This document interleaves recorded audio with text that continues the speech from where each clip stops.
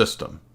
And Marxism, much like Hegelianism, is what we call a system building project. It's not concerned with metaphysics, even though it uses metaphysical claims, metaphysical argumentation, presupposes metaphysics all over the place. It contradicts itself by deriding and rejecting metaphysics as a pre-Enlightenment fiction/fantasy. But just because we call something fiction or fantasy doesn't make it so. And so when we attribute universal claims to all reality, like that all reality is matter, if we're empiricists, and of course pretty much all of the Marxists are empiricists, you don't have access to that. You can't even know that. It's an unjustified claim. And so they would do well to read a little bit of Hume. Now, Lenin did read Hume, and we're going to look at some of Lenin's comments on Hume and Feuerbach when Lenin attempts to address this question, because Lenin doesn't believe in, apparently, or so he claims, total relativism. He believes that there is objective truth. Objective truth is objective reality, which is simply matter, which is simply the external material world is, for Lenin, truth itself. That's the highest epistemic principle. Now, that's a metaphysical claim at the same time as we're dispensing with metaphysics. So let's look at Heraclitus first. We're going to rewind all the way back to 500 BCE, and we're going to notice the presuppositions of this worldview and of this system. And it doesn't really matter ultimately which of the various Marxist traditions and schools and schisms we look at, because all of the Marxist schools and schisms are going to be predicated on dialectical materialism. And it doesn't matter if they want to believe in a brute, reductionist, crude materialism, or if they want to have some kind of so-called belief in immaterial realities. The question is, that's just rescuing the system without a justification for how there are immaterial realities.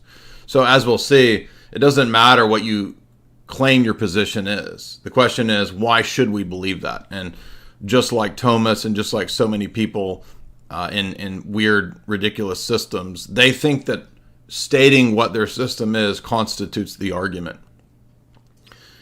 We don't want to know what your system is. We know what your system is.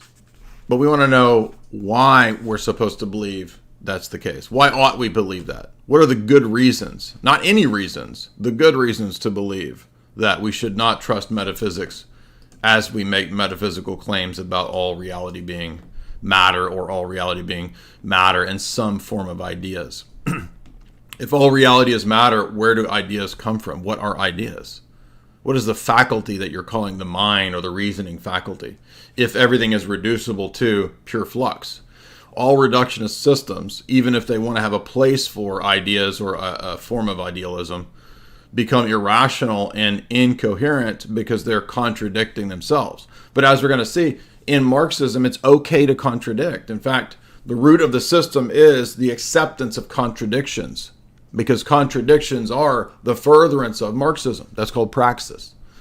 Marxism is not a system where you sit around and theorize.